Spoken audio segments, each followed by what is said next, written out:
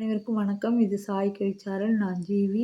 TNPSC, TRB Tamil eligibility test எழுதுகிற ஸ்டூடெண்ட்டுக்காக இது 14வது வீடியோ. இதுக்கு முன்னாடி 13 வீடியோ போட்டிருக்கோம். 10th சிலபஸ் தான் முதல்ல எடுத்துருக்குறோம். உங்களுக்கு உயர்நிலைன்றதுனால முதல்ல 10th சிலபஸ் எடுத்தோம். 10th சிலபஸில் 3 இயல் முடிச்சாச்சு. அதனால் 2 இயல் கம்ப்ளீட்டாக முடிச்சிட்டோம். 3வது இயலில் உரை நடை முடிச்சுட்டு இன்றைக்கி செய்யுள் வந்திருக்கோம். செய்யுள் பகுதி அது புக்கில் உங்களுக்கு கவிதை பேலைன்னு கொடுத்துருப்பாங்க. இதில் இது முடிச்சதும் இன்னும் விரிவானமும் மொழி பயிற்சி இலக்கணம் முடிஞ்சிட்டோம் 2 நாளில். அது முடிஞ்சிட்டப்புறம் 4வது இயலுக்கு போயிடுவோம். இது நீங்கள் ஒவ்வொரு நாளும் ஒரு அரை மணி நேரம் 20 நிமிஷம் அது மாதிரி ஒதுக்கிட்டு இதை கடைசியாக கூட கொஞ்சம் நேரம் கேட்டுருங்க. டெய்லி இதுவும் ஒரு பக்கம் படிச்சுன்னு வந்த மாதிரியே இருக்கும். ஒரே சமயத்தில் வச்சு ஒன்றா படித்தா கொஞ்சம் கஷ்டமாக இருக்கும். அப்பப்போ பார்த்துருங்க வீடியோவை. நீங்கள் இந்த வீடியோ லைனாக பார்த்துட்டிங்கன்னா உங்களுக்கு முழுமையாக படித்த மாதிரி இருக்கும். நீங்கள் மறுபடியும் படிக்கணும்னு அவசியம் கூட இல்லை. அவ்வளோ கம்ப்ளீட்டாக தான் நான் போட்டிருக்கேன். சேனலை சப்ஸ்கிரைப் பண்ணாதவங்க சப்ஸ்கிரைப் பண்ணிக்கோங்க. எல்லா வீடியோவும் பாருங்கள். தேர்வில் வெற்றி பெற வாழ்த்துக்கள். பாருங்கள்.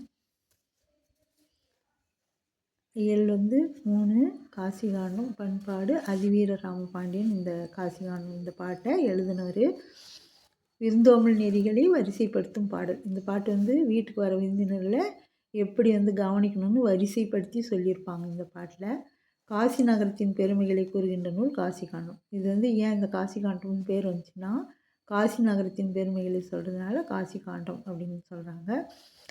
இந்த நூல் துறவு, இல்லறம், பெண்களுக்குரிய பண்புகள், வாழ்வியல் நெறிகள், மறுவாழ்வில் அடையும் நன்மைகள் ஆகியவற்றை பாடுவதாக அமைந்துள்ளது. இல்லொழுக்கம் கூறிய பகுதியில் உள்ள 17வது பாடப்பகுதியாக இடம்பெற்றுள்ளது. இல்லொழுக்கம் அதாவது குடும்பத்தினுடைய பண்பு என்ன, குடும்பம் நடத்துபவருடைய பண்பு என்னன்றதை சொல்கிறது தான். இது எல்லாமே 3வது இயல் எல்லாமே பண்பாடு பற்றி சொல்கிறது. அதனால தான் விருந்து போற்றுவதும் உரைநடையில் வந்துச்சு. இங்கேயும் விருந்து பற்றி தான் வருது செய்யுள்லேயும். முத்துக்குளிக்கும் கொற்கையின் அரசர் அதிவீர ராமபாண்டியன். இவர் புலவர் மட்டும் இல்லை, அரசராகவும் இருந்தவர். அரசராக இருந்து புலவராக பாட்டும் எழுதியிருக்காரு. முத்துக்குளிக்கும் கொற்கையின் அரசர் தான் அதிவீர ராம பாண்டியர். இவர் தமிழ் புலவராக முதல் வீடியோவில் சொல்லி கொடுத்தேன் இல்லையா, எப்படி ஆசிரியர் குறிப்பெல்லாம் ஒன்றா ஒரு இடத்துக்கு கொண்டு வரணும்னு. அது எல்லாமே நீங்கள் அதை நோட்டில் எழுதியிருந்தால் இதையும் அது கூடவே அப்படியே ஆட் பண்ணி போகலாம். ஆனால் இதில் பாருங்கள், நான் இந்த பாடத்துக்காக இதில் எழுதியிருக்கேன். பாடத்தலைப்பு காசிகாண்டம். காசி நகரத்தின் பெருமைகளை கூறுகின்ற நூல். ஆசிரியர் பெயர் அதிவீர ராமபாண்டியன். பட்ட பெயர் அவருக்கு சீவளமாறன் ஒரு பேர் இருக்குது. அதிவீர ராமபாண்டியனுக்கு இன்னொரு பேர் பட்ட பேர் சீவளமாறன். ஊர்காலம்லாம் கொடுக்கல. அதுக்கடுத்து எழுதிய நூல்கள் காசிகாண்டம், வெற்றி வேர்க்கை என்று அழைக்கப்படும் நருந்தொகை. இது ஒரு முறை கேட்டாங்க கொஸ்டினில், ஞாபகம் வச்சுங்க. வெற்றி வேர்க்கையினுடைய இன்னொரு பேர் நருந்தொகை. அதனால் வெற்றி வேர்க்கை என்று அழைக்கப்படும் நருந்தொகை, இது ரெண்டும் ஒரே நூல் தான். வெற்றி வேர்க்கைன்னும் நருந்தொகைன்னும் சொல்லுவாங்க. அந்த நூல் சிறந்த அறக்கருத்துக்களை கூறும் நூல். அதாவது அதிவீர ராமபாண்டியன் எழுதிய நூல்களில் சிறந்த அறக்கருத்துக்களை கூறும் நூல் அப்படின்னு சொல்லிட்டு கீழே ஆப்ஷனில் கொடுக்கலாம். இதை வெற்றி வேர்க்கைன்னாலும் கொடுக்கலாம், அல்லது நருந்தொகைன்னாலும் கொடுக்கலாம். இல்லைன்னா நருந்தொகை என்பது கீழே ஆப்ஷனில் வெற்றி வேர்க்கை கொடுக்கலாம், வெற்றி வேர்க்கை என்பதுன்னு நருந்தொகை கொடுக்கலாம். எப்படின்னாலும் நீங்கள் இது தெரிஞ்சுக்கிட்டால் அப்புறமா அதில் எழுதிட முடியும். அதோட நைடதம்ன்ற ஒரு நூல் எழுதியிருக்கிறாரு. லிங்க புராணம், வாயு சமிகிதை, திருக்கருவை அந்தாதி, கூர்ம புராணம், இதெல்லாம் அவர் எழுதிய நூல்களில் ஒன்று. ஏதாவது கீ மாதிரி வச்சு அப்படியே ஞாபகம் வச்சுக்கோங்க. அதுக்கடுத்தது குறிப்பு என்னென்னா, முத்துக்குளிக்கும் கொற்கையின் அரசர் அதிவீர ராம பாண்டியன். முத்து எடுக்கிற கொற்கை துறைமுகத்தை உடைய அந்த பகுதியினுடைய அரசர் தான் அதிவீர ராம பாண்டியன். பாண்டிய மன்னருடைய துறைமுகம் கொற்கை தான். அப்போ தமிழ் புலவராகவும் திகழ்ந்தார். இவரது வெற்றி வேர்க்கை என்னும் நூல் நருந்தொகை சிறந்த அறக்கருத்துக்களை எடுத்துரைக்கிறது. இதுதான் இவரை பற்றிய குறிப்புகள். அடுத்து பார்க்கலாம். காசிகாண்டம் பாடல் பாருங்கள். இதில் விருந்தினர் ஒரு வீட்டுக்கு வந்தால் எப்படி அவங்களெல்லாம் வரவேற்று உபசரிக்கணுன்றது தான் இந்த பாட்டில் கொடுத்துருப்பாங்க. பாட்டு பாருங்கள். விருந்தினனாக ஒருவன் எதிரின் வியத்தல், நன்மொழி இனிது உரைத்தல், திருந்துற நோக்கல், வருக என உரைத்தல், எழுதல், முன் மகிழ்வனச் செப்பல், பொருந்துமற்று அவன் தன் அருகுற இருத்தல், போமெனில் பின் செல்வதாதல், பரிந்து நன் முகமன் வழங்கல், இவ்வொன்பான் ஒழுக்கமும் வழிபடும் பண்பே. அவங்களை எப்படி வரவேற்கணும், நன்மொழி இனிது குறைத்தல்னா அவங்கள நலம் விசாரிக்கிறது. அப்புறம் கூட்டிகிட்டு போய் உட்கார வச்சு அவங்களுக்கு தேவையானதெல்லாம் கொடுக்கறது, அவங்க மனம் மகிழும்படி பேசுறது. அப்புறம் வீட்டுக்கு போகும்போது பின்னாடியே போயிட்டு வழி அனுப்புறது. இதெல்லாம் லைனாக கொடுத்துருப்பாங்க உங்களுக்கு. இது வந்து இல்லொழுக்கும் பகுதியில் பாடல் எண் 17ல் கொடுத்துருக்காங்க. இதில் பாருங்கள், கொஞ்சம் கடின பொருளுக்கெல்லாம் சொல்லுக்கெல்லாம் பொருள் கொடுத்துருக்காங்க. அருகுரை, இது வந்து ஈஸி தான் உங்களுக்கு. அருகில். முகமன், ஒருவரை நலம் வினவி கூறும் விருந்தோம்பல் சொற்கள். இலக்கணம் குறித்து பார்த்திங்கன்னா, நன்மொழி பண்புத்தொகை. ஏற்கனவே உங்களுக்கு இதை நான் ஃபஸ்ட் இயர்லேயே சொல்லியிருப்பேன். நன்மை ப்ளஸ் மொழி, நன்மொழி. இது மாதிரி மை விகுதி இங்கே மறைஞ்சிருக்குதா, அதனால் அது பண்புத்தொகை. அதுக்கடுத்து வியத்தல், நோக்கல், எழுதுதல், உரைத்தல், செப்பல், இருத்தல், வழங்கல், இதெல்லாமே அல்விகுதி தல்விகுதி சார்ந்த தொழில் பெயர்கள். இதுவும் நம்ம ஃபஸ்ட்டு எழுத்து சொல் அந்த இலக்கணத்தில் பார்த்தது தான். அதை பார்த்தவங்களுக்கு இது ஈஸியாகவே தெரியும். அதுக்கடுத்தது பகுபத உறுப்பு இலக்கணம் பாருங்கள். உரைக்க, அது முதல்ல பிரித்து எழுதணும். எப்படின்னா, முதல்ல பகுதி வந்து எதிரில் இருக்கிறவங்கள பார்த்து கட்டளை இடுற மாதிரி இருக்கணும். அதுக்கடுத்து புள்ளி வரை எழுத்து இருந்தாலும் அதை அப்படியே போட்டுங்க, இத்து. அதுக்கடுத்து தாவில் வந்து என்ன மெய் எழுத்தும் உயிர் எழுத்து இருக்கிறது பிரித்து எழுதணும். இத்து குட்டலா தான் தா, இத்து குட்டலா தா, இப்படி பிரித்து எழுதிட்டு ஒவ்வொரு உருவும் என்ன அப்படின்றது எழுதணும். உரைன்றது வந்து பகுதி, இத்துன்றது வந்து சந்தி.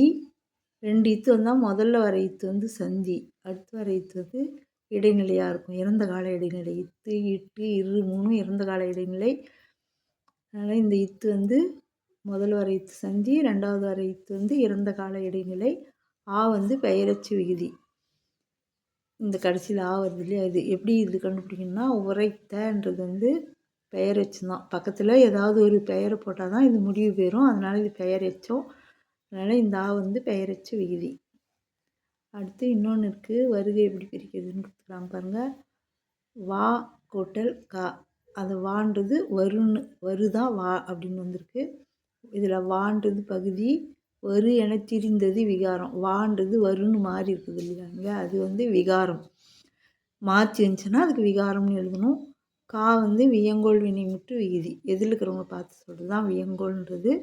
வருக, வாழ்க, செல்க, வெல்க, அது மாதிரி எதில் இருக்கிறவங்கள பார்த்து கா விகுதி போட்டு சொல்லுவோம். இது மாதிரி வர்றதெல்லாம் வியங்கோல் வினைமுற்று விகுதி. அடுத்து பார்க்கலாம். அடுத்து இன்னொரு பாட்டு பாருங்கள். இது பாடப்பகுதியில் கொடுத்து கேள்வியெலாம் கேட்கல, சும்மா ஒரு பாட்டு. இதுவும் விருந்தோம்பல் பற்றி இருக்குதுன்றதுனால இந்த விவேக சிந்தாமணி என்ற நூல்லேருந்து ஒரு பாட்டு எடுத்து கொடுத்துக்கிறாங்க. இது எழுதினவர் பேரெல்லாம் தெரியவில்லைன்னே போட்டிருக்காங்க. அதனால் ஆசிரியர் பேர் தெரியல, நான் ஒரு பேர் அவர் குறிப்பிடல அந்த பாட்டில். அதனால் பாருங்கள், ஒப்புடன் முகம் மலர்ந்தே உபசரித்து உண்மை பேசி உப்பில்லா கூடிட்டாலும் உண்பதே அமிர்தமாகும். முப்பழமோடு பாலன்னம் முகம் கடுத்து இடுவாராயின் கப்பிய பசியினோடு கடும்பசி ஆகும் தானே. இதுலேயும் வந்து வள்ளுவர் எப்படி சொன்னாரோ அது மாதிரி முகம் மலர்ந்து தான் உபசரிக்க வேண்டும் அப்படின்னு சொல்லிக்கிறாரு. முகம் மலர்ந்து உப்பில்லாத கூழ் கொடுத்தாலும் அது வந்து அமிர்தமாக இருக்கும் அப்படின்னும். முக்கனி மாப்பழா வாழை முப்பழம், அதோட பால் அன்னம் எல்லாமே முகம் கடுகடுத்து இடுவாராயின் அந்த பசியோட இன்னும் வந்து அதிகமான இது வந்து மன வருத்தமும் ஏற்படும், பசியும் அதிகமாகும் அப்படின்னு சொல்லிட்டு இதில் கொடுத்துருக்காங்க. இதில் விவேக சிந்தாமணி.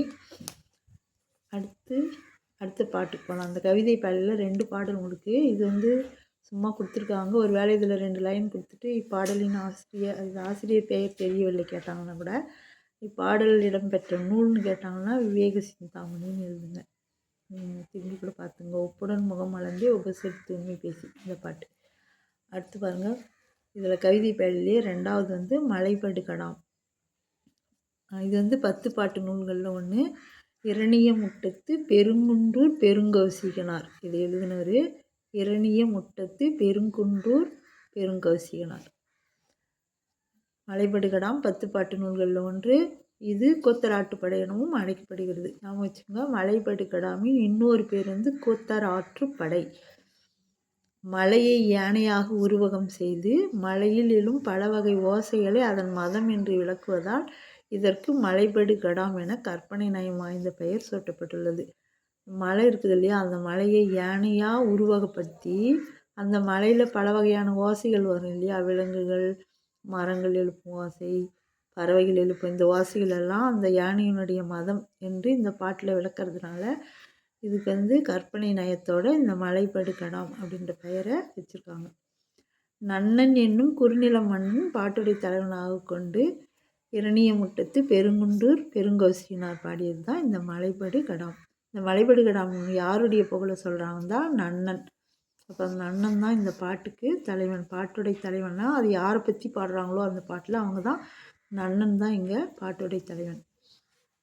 அடுத்து நன்னனை புகழ்ந்து பாடி பரிசில் பெற்ற கொத்தர், பரிசில் பெறப்போகும் கோத்தரை காணவர்களின் வளம் நிறைந்த புது வருவாயுடைய சிறிய ஊர்களில் தங்கி உணவு பெறுவதற்கு வழிபடுத்துதல். வழியில் போகும்போது உணவெல்லாம் தேவைப்படும் இல்லையா, அதுக்கு எங்கே போய் தங்கணும், எப்படி தங்கணும்னு ஏற்கனவே நன்னனை பார்த்து பாடி பரிசு பெற்று வரும் கொத்தர். அப்போல்லாம் கூத்தர், வெள்ளியர், பாணர் இவங்கெல்லாம் தான் வந்து பாட்டு பாடி ஆட்டம் ஆடி இது மாதிரிலாம் செஞ்சு மன்னனிடம் போய் புகழ்ந்து பாடி பரிசு வாங்கிட்டு வருவாங்க. அப்படி வாங்கிட்டு வர ஒருத்தர் இன்னொருத்தர் அது மாதிரி வாங்கிறதுக்காக போயிட்டுருக்கிற ஒருத்தரை வந்து அவங்களுக்கு வழி சொல்கிறது, எப்படியெல்லாம் போகணும், எங்கெங்கே தங்கணும், எப்படி எந்த வழியாக போனால் சீக்கிரமாக போய் சேரலாம் அப்படின்னு சொல்லிட்டு வழிகாட்டுறது தான் ஆற்றுப்படுத்துதல் அப்படின்றது. அடுத்து பார்க்குறோம். இப்போ பாருங்கள், ஆற்றுப்படை என்பது ஆற்றுப்படுத்தும் கொத்தன். வள்ளலை நாடி எதிர்வரும் கொத்தனை அழைத்து யாம் இவ்விடத்தே சென்று இன்னவெல்லாம் பெற்று வருகிறோம், நீயும் அந்த வள்ளலிடனும் சென்று வளம் பெற்று வாழ்வாயாக என்று கூறுதல். இந்த மலைபடுகடாமில் 583 அடிகள் இருக்குது. இதுக்கு இன்னொரு பேர் வந்து கொத்தராற்றுப்படை. பாடல் கொடுத்துக்கிறாங்க. அன்று அவன் அசியில் சேர்ந்து அல்கி கன்று ஏறி ஒள்ளினர் கடும்பொடும் அழைத்து சேர்ந்த செயலை செப்பம் போகி அழகு கலை நரலும் ஆர்ப்படுகற் சிலம்பு அடைந்திருந்த பாக்கம் எய்தி நோனாச்செருவின் வளம்பொடும் நோன்தான் மான விரல்வேல் வைரம் எனினே நும்இல் போல நில்லாது புக்கு கிழவீர் போல கேளாது கெழியி சேட்புலம்பு அகல இனிய கூறி பருவு குறைபொடிந்த நெய்கண் வேவையோடு குருவு கண் ஈரடி பொம்மல் பெறுவீர். அடி 158லேருந்து 169 வரைக்கும் நமக்கு எடுத்து கொடுத்துருக்காங்க. இந்த சொல்லுக்குரிய பொருள் பாருங்கள். அசையினா இலைப்பாரி, கடும்பு சுற்றம், ஆரி அருமை, வைரம் அப்படின்னா கொத்தர், இரடினா திணை, அல்கி தங்கி, நரலும் ஒலிக்கும், படுகர் பள்ளம், வேவை வெந்தது, பொம்மல் சோறு. இந்த பாட்டோட பொருள் என்னன்னா, பகலில் இளைப்பாரி செல்லுங்கள், இரவில் சேர்ந்து தங்குங்கள், எரியும் நெருப்பை போல ஒளிரும் பூங்கொத்துக்களை சுற்றத்தாரோடு அணிந்து கொள்ளுங்கள், சிவந்த பூக்களை கொண்ட அசோக மரங்களை உடைய பொருத்தமான பாதையில் செல்லுங்கள். அடையாளம் சொல்கிறாங்க, அசோக மரம் இருக்கிற பாதையில் போங்க அப்படின்னு சொல்லிட்டு. அசையும் மூங்கில் ஓசை எழுப்பும் கடின பாதையில் சென்று, இந்த மூங்கில் ஓசை வந்து அசையுது இல்லையா, அந்த மூங்கில் இருக்கிற பாதை கடின பாதையாக இருக்கும், அந்த பாதையில் போங்க. மலைச்சரிவில் உள்ள சிற்றூரை அடையுங்கள். அப்படி போனீங்கன்னா மலைச்சரிவில் சிற்றூர் இருக்கும், அங்கே போய் சேருவீங்க. அங்கு உள்ளவர்களிடம் பகைவரை பொறாமல் போர் செய்யும் வலிய முயற்சியும் மானமும் வெற்றியும் உடைய நன்னனின் கூத்தன் என்று சொல்லுங்கள். அதாவது வீரமுடைய நன்னன், அந்த மன்னன் வந்து குறுநில மன்னன், அந்த மன்னனுடைய கொத்தன்னா அவர்கிட்ட பரிசில் பெற வந்துக்கிற பாட்டு பாடுறவங்க அப்படின்னு சொல்கிறது.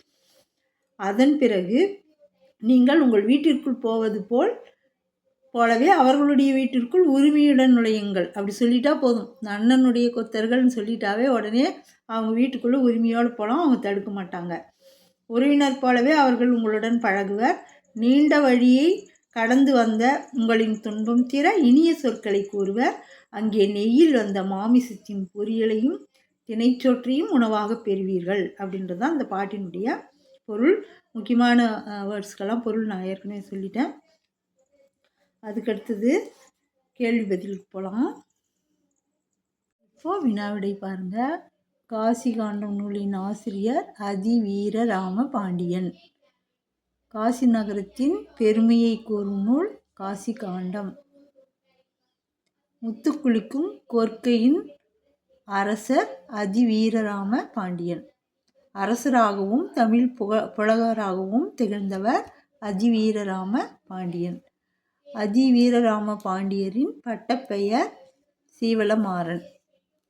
அதிவீரராம பாண்டியன் எழுதிய நூல்கள் வெற்றி வேர்க்கை, நைடதம், லிங்கப்புராணம், வாயு சமிக்கிதை, திருக்கருவை அந்தாதி, கூர்ம புராணம். அந்த காலத்தில் புராண காலத்தில் எழுதுனது பேருங்கள்லாம் பாருங்கள், புராண பேருங்களாக இருக்குது. அரசர் எழுதுனது ஞாபகம் வச்சுங்கோ. வெற்றி, அரசன்னாவே வெற்றி. வெற்றி வேர்க்கை, நைடதம், லிங்க புராணம், வாயு சம்மிகிதை, திருக்கருவை அந்தாதி, கூர்ம புராணம். இத்தனைலாம் கேட்க மாட்டாங்க உங்களுக்கு ஆப்ஷனில், ஏதாவது ஒன்று வரும். இதில் எது கேட்பாங்கன்னு தெரியாது இல்லையா? இந்த எல்லா பேரும் நம்ம தெரிஞ்சு வச்சுக்கணும். அதிவீரராம பாண்டியனுடைய நூல்கள்னு, வீரராம பாண்டியன் எழுதிய நூல்களுள் ஒன்று அப்படின்னு இதில் எதையாவது தூக்கி கொடுப்பாங்கல்ல, அப்போ நமக்கு தெரியணும். அதனால் எல்லாத்தையும் தெரிஞ்சு வச்சுக்கோங்க. அடுத்த கொஸ்டின் போகலாம். ஏதாவது கொஸ்டின் பாருங்கள். வெற்றி வேர்க்கை என்பதன் மற்றொரு பெயர் நருந்தொகை. அதிவீரராம பாண்டியனின் நூல்களுள் சிறந்த அறக்கருத்துக்களை கூறும் நூல் வெற்றி வேர்க்கை என்று அழைக்கப்படும் நருந்தொகை. முகமன் என்பது ஒருவரை நலம் வினவி கூறும் விருந்தோம்பல் சொற்கள். நன்மொழி என்பதன் இலக்கண குறிப்பு பண்புத்தொகை, நன்மை ப்ளஸ் மொழி, அதனால் நன்மொழி பண்புத்தொகை. வியத்தல், நோக்கல், எழுதுதல், உரைத்தல், செப்பல், இருத்தல், வழங்கல் இவைகளின் இலக்கண குறிப்பு. ஏற்கனவே நீங்கள் ஃபஸ்ட்டு இயல் பார்த்துருந்தீங்கன்னா இதெல்லாம் உங்களுக்கு ஈஸியாகவே தெரிஞ்சிருக்கும். அதாவது இது எல்லாமே தொழிற்பெயர்கள். அல்விகுதி, தல்விகுதி எல்லாம் வந்தால் ஒரு செயலுக்குரிய பெயர்கள் இதெல்லாம். அதனால் இது தொழில் பெயர்கள். இதில் எது கேட்டாலும் தொழில் பெயர்கள். எத்தனைலாம் கேட்க போகிறதில்ல, இதெல்லாம் தொழில் பெயர்கள். இலக்கண குறிப்பு தெரிஞ்சு வச்சுக்கோங்க. அடுத்து 12வது கேள்வி. காசி காண்டம் 17வது பாடல் நூலின் எந்த பகுதியில் அமைந்துள்ளது? இல்லொழுக்கம் கூறிய பகுதி. அதாவது நமக்கு வந்துக்கிறது இல்லொழுக்கம் கூறிய பகுதியிலேருந்து வந்திருக்குது. வருக என்பதன் பகுபத உறுப்பிலக்கணம். வருக என்பதை எப்படி பகுத்து உறுப்பிலக்கணம் எழுதுறது பாருங்கள். வருக என்பதன் பகுபத உறுப்பிலக்கணம் வா கூட்டல் க. வருக எப்படி பிரிக்கணும்னா வா கூட்டல் க. வான்றது வருன்னு மாறுது, அதனால் வா பகுதி வரி என திரிந்தது விகாரம். வா தான் வருன்னு சொல்கிறோம் நம்ம, அதனால் வரு என திரிந்ததுன்னா மாறியது, விகாரம், மாற்றம். கா வியங்கோள் வினைமுற்று விகுதி. வருக என்பதன் இலக்கண குறிப்பும் வியங்கோள் வினைமுற்று விகுதி தான். வியங்கோள் வினைமுற்று தான், விகுதின்னு சொல்ல முடியாது, பிரிக்கும்போது தான் விகுதி. இதை வியங்கோள் வினைமுற்று. வியங்கோள்னால் எதில் இருக்கிறவங்கள பார்த்து சொல்கிறது. வாழ்த்துதல், வைதல் இதெல்லாம் வியங்கோள் வினைமுற்றுன்னு சொல்லுவாங்க. எதில் இருக்கிறவங்க பார்த்து வருக, செல்க, வாழ்க, ஒழிக இது மாதிரி வர்றதெல்லாம் வியங்கோள் வினைமுற்று. அடுத்த கொஸ்டினுக்கு போகலாம் பாருங்க. உப்புடன் முகம் மலர்ந்தே உபசரித்து உண்மை பேசி என்னும் பாடல் வரிகள் இடம்பெற்ற நூல் விவேக சிந்தாமணி. அதாவது முகமலர்ந்து கூழ் கொடுத்தாலும் அமிர்த மாதிரி இருக்கும், முக்கனியே கொடுத்தாலும் முகம் கடுகடுப்பாக கொடுத்தா அது நமக்கு பயன்படாது அப்படின்னு சொன்னது நூல் தான் முன்ன பாட்டு பார்த்தோம் இல்லையா பின்னாடி, அது விவேக சிந்தாமணி. மலைபடுகடாம் என்பது 10 பாட்டு நூல்களுள் ஒன்று. மலைபடுகடாம் நூலில் உள்ள பாடல் அடிகளின் எண்ணிக்கை 583 அடிகள். மலைபடுகடாம் நூலின் மற்றொரு பெயர் கூத்தர் ஆற்றுப்படை. மலைபடுகடாம் நூலின் ஆசிரியர் பெருங்கௌசிகனார். இரணிய முற்றத்து நஞ்சில்லியா ஊரோடு சேர்ந்து பெருங்கௌசிகனார். வள்ளலை நாடி வரும் எதிர்வரும் கொத்தனிடம் யாம் இவ்விடத்தில் சென்று இன்னவெல்லாம் பெற்று வருகிறோம், நீயும் அவ்வள்ளலிடம் சென்று வளம் பெற்று வாழ்வாயாக என கூறுவது தான் ஆற்றுப்படை. அசி கிழி என்பதின் இலக்கண குறிப்பு சொல்லிசை அளபெடைகள். நான் ஏற்கனவே இது முதல் இயலில் சொல்லியிருக்கேன் உங்களுக்கு. அளபெடைகள் நடத்தணும் இல்லையா, அதில் எழுத்து சொல்லல, அதில் எல்லா அளபெடை பற்றியும் சொல்லியிருக்கேன். இதில் ஈ வந்தாவே உங்களுக்கு அடையாளம் சொல்லிசை அளபெடை, ஞாபகம் வச்சுங்க. அளவெடுக்கிற எழுத்து உயிர் எழுத்து ஈயா இருந்தால் அது கண்டிப்பாக சொல்லிசை அளபெடையில் தான் வரும். அந்த வீடியோ பார்த்தீங்கன்னா உங்களுக்கு அது விளக்கமாக தெரியும், பார்க்காதவங்க பாருங்கள். அடுத்த கொஸ்டின் 22வது கொஸ்டின் பாருங்கள். மலைபடுகடாம் பாடலின் பாட்டுடை தலைவன் நன்னன். அவர் குறுநில மன்னன். அசி என்பதன் பொருள் இலைப்பாரி. சிலம்பு அடைந்திருந்த பாக்கம் எய்தி என்னும் அடியில் பாக்கம் என்பது சிற்றூரை குறிக்கும். பாக்கம்ன்றது சிற்றூர். இது பின்னாடி புக் பேக் கொஸ்டின்.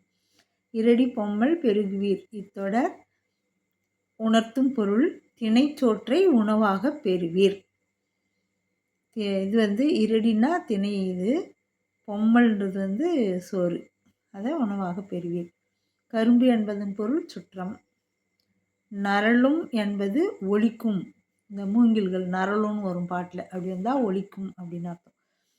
பொழிந்த பகுபத உருவிலக்கணம் எப்படின்னா, அதை வந்து முதல்ல பிரித்து எழுதணும். நான் ஏற்கனவே சொன்ன மாதிரி எதில் இருக்கிறவங்கள பார்த்து கட்டளை எழுதுற மாதிரி பகுதி வர மாதிரி பிரிக்கணும். பொழி இந்து வந்தாவே நான் சொல்லிட்டேன், இத்து போட்டுட்டு ப்ராக்கெட்டில் இந்து போடணும்னு சொல்லிட்டு, அதுக்கடுத்து இந்த தாவில் வந்து என்னென்ன உயிர்மெய் எழுத்து இருக்குதுன்றதை பிரித்து எழுதணும். இத்து குட்டலாக தான் தா தா தா. இப்போது அது என்னென்ன இது வகையில் வருதுன்றது சொல்லணும். பொழின்றது வந்து பகுதி. இத்து எப்போவுமே 2 இத்து வந்தால் முதல்ல வர இத்து வந்து சந்தி, அது இணைக்கிற சந்தி. அது இந்து வந்தாக்கா அதை வந்து இத்து போட்டுட்டு ப்ராக்கெட்டில் இந்து போட்டு இந்தானது விகாரம்னு போட்டுருங்க. இத்து சந்தி, இந்தா மாறினது வந்து விகாரம். இத்தா தான் வந்திருக்கணும், ஆனால் இந்தா மாறி வருது இல்லையா, அது விகாரம். இன்னொரு இத்து வந்து இறந்த கால இடைநிலை. எப்பவுமே இத்து இட்டு இரு இது 3 வந்தால் அது இறந்த கால இடைநிலை. இப்பு இவ்வு வந்தால் எதிர்கால இடைநிலை. கிறு கின்று ஆனின்று இதெல்லாம் வந்துச்சுன்னா நிகழ்கால இடைநிலைகள். ஞாபகம் வச்சுக்கோ. ஆ வந்து பெயரச்ச விகுதி. அடுத்த கொஸ்டின் போகலாம். 29வது கொஸ்டின் பாருங்கள். மலைந்து என்பதன் பகுபத உறுப்பிலக்கணம். மலைந்து வந்து முதல்ல பிரித்து எழுதிக்கணும், அப்புறம் ஒவ்வொன்றுத்துக்கும் நம்ம உறுப்பு சொல்லணும். இப்போ மலைந்து பிரித்து எழுதணும்னா மலை குட்டல் இத்து குட்டல், அதாவது இந்து வந்தாவே இந்து போடக்கூடாது, இத்து போட்டு ப்ராக்கெட்டில் தான் இந்து போடணும். அதுக்கடுத்து தூ வந்து இத்து குட்டல் ஊ பிரிச்சுட்டோமா. அதுக்கப்புறம் மலை என்னன்னா பகுதி. எப்போவுமே பகுபத உறுப்பிலக்கணத்தில் எதிரில் இருக்கிறவங்கள பார்த்து கட்டளை இடுற மாதிரி இருக்கும் பகுதி. அதுதான் முதல்லே சொல்லிக்கிறேன். இதுக்கு என்ன பேர் இருக்குன்னா அடிச்சொல், வேர்ச்சொல், பகுதி, அப்புறம் வினையடி, இது மாதிரிலாம் வரும். இப்போ வந்து இங்கே நம்ம பகுபதத்தில் இதை வந்து பகுதின்னு சொல்கிறோம். பகுபத உறுப்பிலக்கணம் வரும்போது இதுக்கு பகுதின்னு மட்டும்தான் பேர். அடுத்து பாருங்கள், இந்த இத்து வந்து சந்தி, இந்தானது விகாரம், இந்தா மாறினது வந்து மாற்றம் விகாரம். இத்து வந்து இந்தா மாறி இருக்குது அப்படின்னு சொல்கிறோம். இத்து வந்திருக்கணும், ஆனால் மலைந்தில் இந்து வந்ததுனால இந்தானது விகாரம். இன்னொரு இத்து வந்து இறந்த கால இடைநிலை. எப்பவுமே 2 இத்து வந்தால் முதல்ல வர இத்து வந்து சந்தியாக இருக்கும், 2வது வர இத்து வந்து இறந்த கால இடைநிலையாக இருக்கும். இத்து இட்டு இரு இது 3ம் இறந்த கால இடைநிலை. இன்னொன்று வரும், அதெல்லாம் வந்து இறந்த கால இடைநிலை. இப்பு இவ்வு இது எதிர்கால இடைநிலை. கிறு கின்று ஆனின்று வந்துச்சுன்னா அது நிகழ்கால இடைநிலையாக இருக்கும்.